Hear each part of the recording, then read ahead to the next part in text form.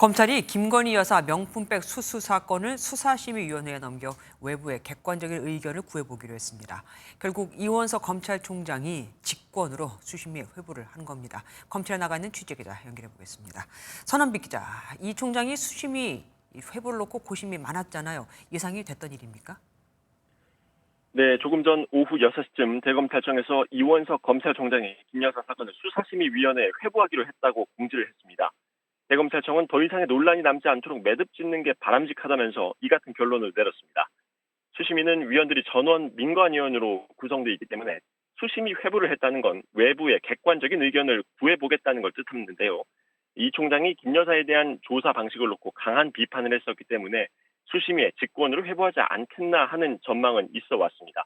하지만 이 총장이 어제 이창수 서울중앙지검장으로부터 무혐의 수사 결과를 보고받은 이후 결론이 계속 나오지 않으면서 결국 무혐의로 최종 처리되는 게 아니냐는 전망이 잠시 나오기도 했습니다.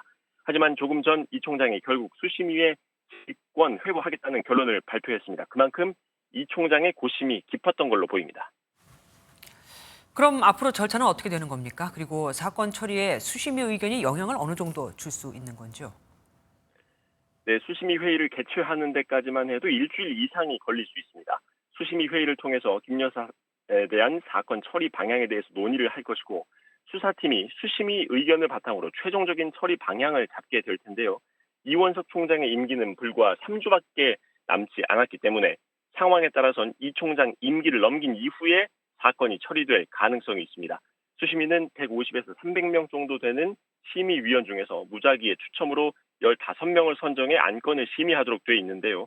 출석위원 과반수 찬성으로 최종 의견을 결정하도록 하고 있습니다.